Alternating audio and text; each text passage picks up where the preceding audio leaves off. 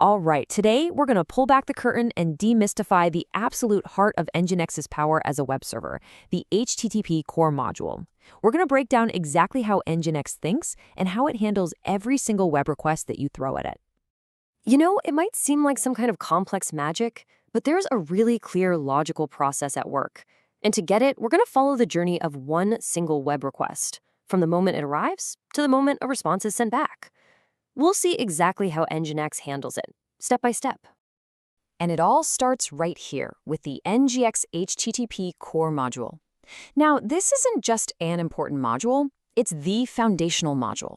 This thing contains all the fundamental directives that control how NGINX handles web traffic.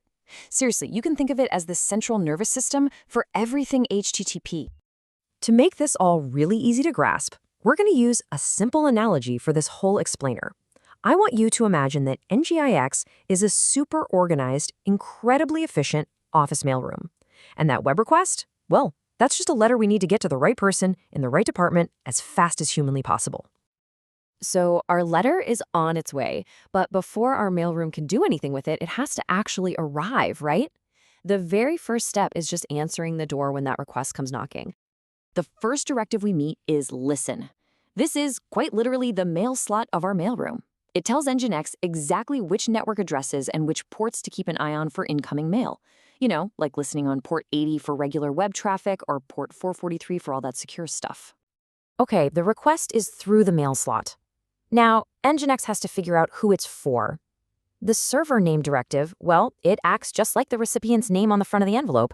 It matches the request's domain, like example.com, to the correct server block, making sure our letter gets delivered to the right building. So we're in the right server block, the right building. But now we need to find the correct department for this request. This is where we look past the main address and focus on the specific path the user is trying to get to. And that is the job of the incredibly important location directive. Think of this as the mailroom's internal directory. It's what routes the request based on the part of the URL that comes after the domain name. Is this for the images department? Or maybe the API department? The location block is what makes that decision. Now, here's where it gets really clever. NGINX doesn't just find any match, it finds the best match. And it does that by following a really strict order of operations. First, it looks for a perfect exact match. If it can't find one, it looks for the most specific prefix. Only then does it move on to more complex pattern matching. This whole system gives you incredibly precise control over your traffic. So our letter has been routed to the right department. Awesome. Now we need to find the actual document in the filing cabinet. This is the moment where NGINX translates that virtual URL path into a physical file path on the server's disk.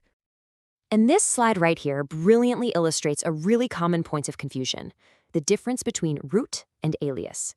With root, NGINX just takes the full request path, /i top.gif in this case, and tacks it onto the end of the root directory. But with alias, it's different. It drops the matched part of the location, the /i, and replaces it with the alias path. It's a subtle difference for sure, but it is absolutely critical for mapping URLs to your file system the right way. Okay, but what happens if the file just isn't there? You know, the mailroom clerk goes to the filing cabinet and nothing. That's where the incredibly powerful try files directive comes in to save the day. It's like a smart assistant. It checks for things in a specific order. First, look for this file. Not there? Okay, look for this directory instead. Still nothing? Fine, then do this last thing as a fallback.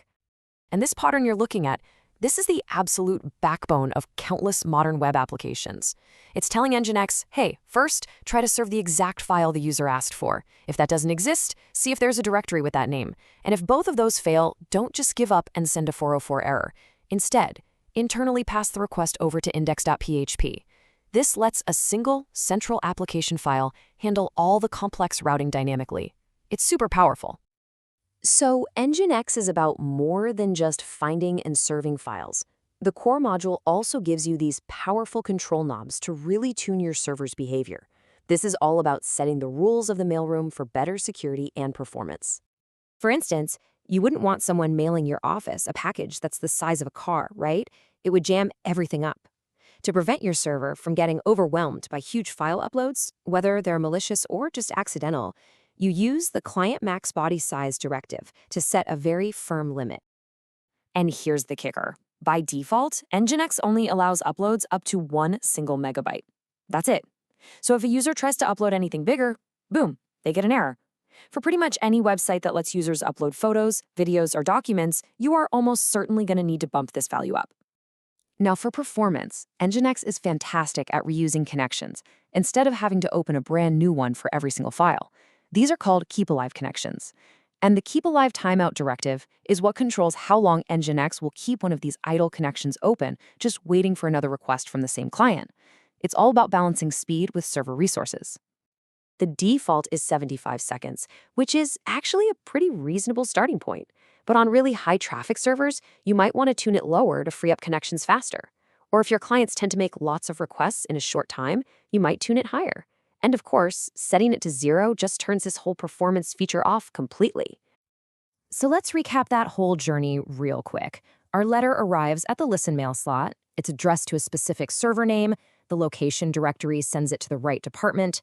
Then root or alias points to the exact filing cabinet. And our smart assistant, TryFiles, has a backup plan just in case. And this all happens under the mailroom's strict rules, like client max body size and keep alive timeout. You see, these few directives we've covered, they are the fundamental building blocks of almost every single NGINX configuration you will ever see or write. When you understand how they all work together, you have the power to build incredibly fast, reliable, and secure web services. The logic is simple, but the possibilities are pretty much endless.